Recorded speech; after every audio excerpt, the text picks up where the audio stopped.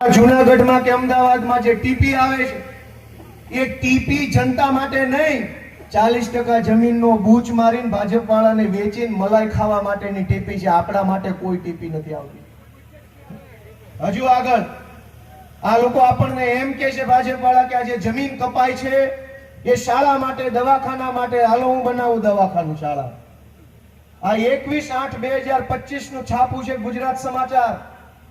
એમાં એવું લખ્યું છે કે અમદાવાદ મ્યુનિસિપલ સ્કૂલ બનાવવાના હેતુ માટેના 3 પ્લોટ 50% ડિસ્કાઉન્ટ થી વેચી દેવાના છે.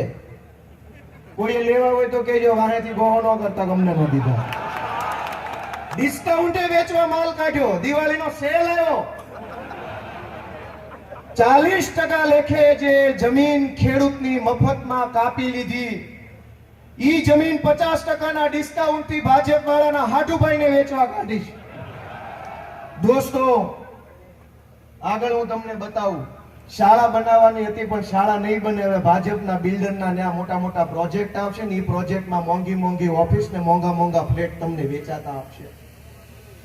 દોસ્તો, અમદાવાદમાં રજીસ્ટ્રેશન અને 15-16 એપ્રિલે ઈ ઓક્શન, ઓનલાઈન હરાજી.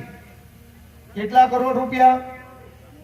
ઓછામાં ઓછા ઓવડાએ 9 પ્લોટની 96,000 સ્ક્વેર મીટર એરિયાનો ઈ ઓક્શન થી 900 કરોડ રૂપિયાના પ્લોટ વેચવા કાઢ્યા. ઓવડા એટલે અમદાવાદ અર્બન ડેવલપમેન્ટ ઓથોરિટી.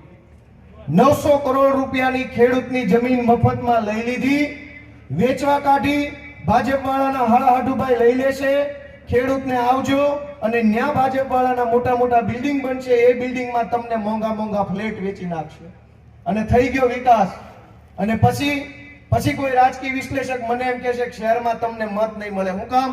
ખેડૂતની જમીન મફતમાં લઈ ભાજપના હાળાએ એના બિલ્ડિંગ બનાવ્યું, ઈ જ જમીન ઉપર ખેડૂતને 50 લાખનો પ્લેટ આપ્યો તો ખેડૂતને એમ લાગ્યું વિકાસ થઈ ગયો. દોસ્તો, કેવો વિકાસ છે આગળ જુઓ. ડભોલીમાં આ તારીખ કઈ છે? 1/10/2025. ડભોલીમાં, ડભોલી સુરતમાં કતારગામ વિસ્તારમાં આવે. ડભોલીમાં રીક્રિએશન ઝોન હેઠળના 5 ફાઇનલ પ્લોટો સુડા દ્વારા રહેણાંક ઝોનમાં તબદીલ.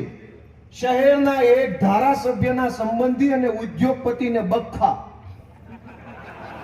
આપણા ખિસ્સામાં બખ્ખા અને એને બખ્ખે બખ્ખા. દોસ્તો, વિચાર તો કરો કે આ શું હાલે છે. ભાજપના એક ધારાસભ્ય અને એના સંબંધ